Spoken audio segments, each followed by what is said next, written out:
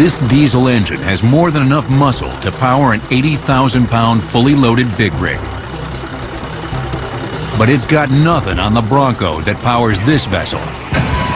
It's thousands of times larger than a car engine, more powerful than 200 semis, and able to harness the power of nearly 100,000 horses.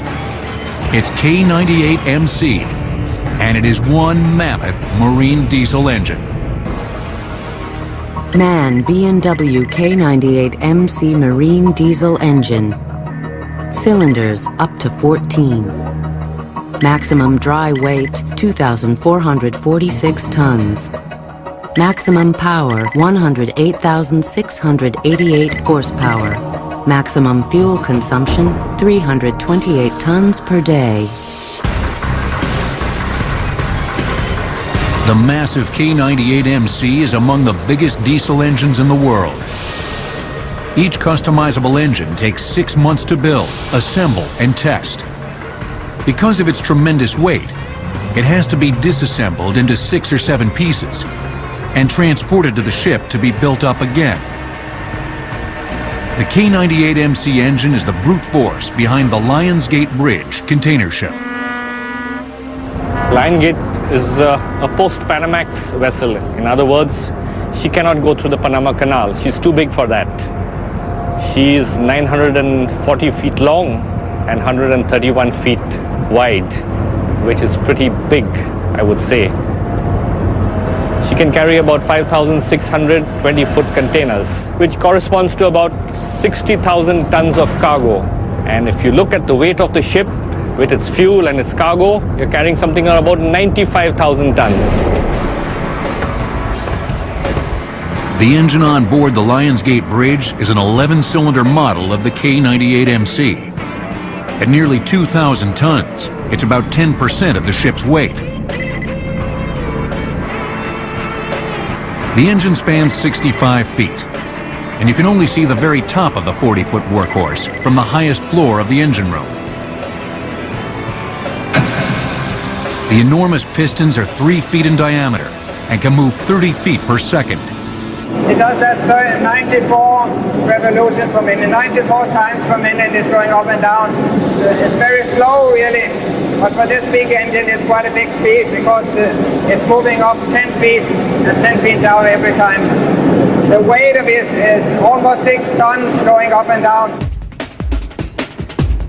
Like with all diesel engines, the piston compresses the air inside the cylinder, causing it to become extremely hot. Fuel is injected, it ignites, and the explosion forces the piston back down. The exhaust valves open, and the air intake ports uncover, allowing fresh pressurized air to enter the cylinder. This air is then compressed, and the cycle repeats. The movement of the piston originates with the crankshaft found inside the roomy engine. When there's a problem, engineers are sometimes required to step inside. We're now inside the big engine. What I'm actually touching here is the crankshaft. The big crankshaft, it weighs about 100 ton. They make them only in a few places in this world. 100 ton moving around here. This is the connecting rod. It's about 5 or 6 tons. When the engine is running, I couldn't be in here. This would be all filled with oil and all the mass is moving around, so this is no place for people to be when the engine is running. But there's no stopping this engine. When problems arise, one cylinder can be taken out of service to be repaired, while the others continue working. You could put about 150 truck engines in this ship and get the same power, but they would not last the first year.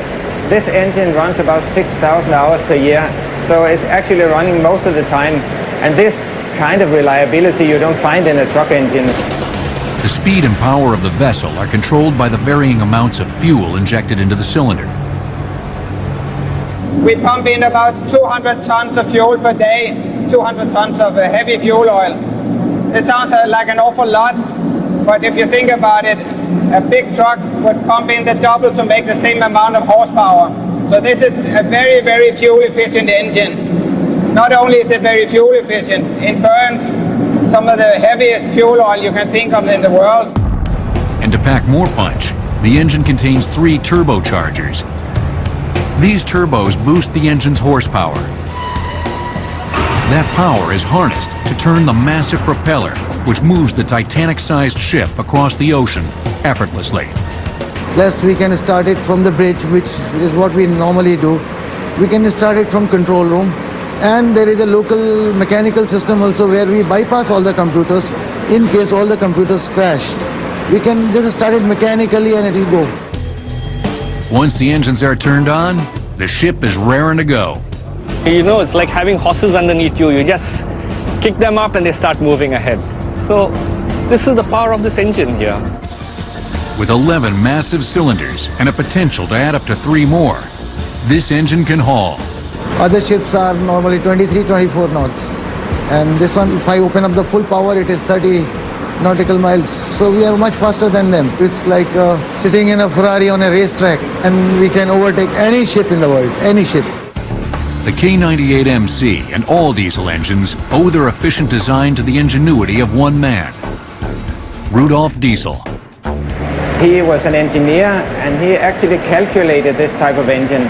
At that time, it was the end of the 18th century. It was all steam engines.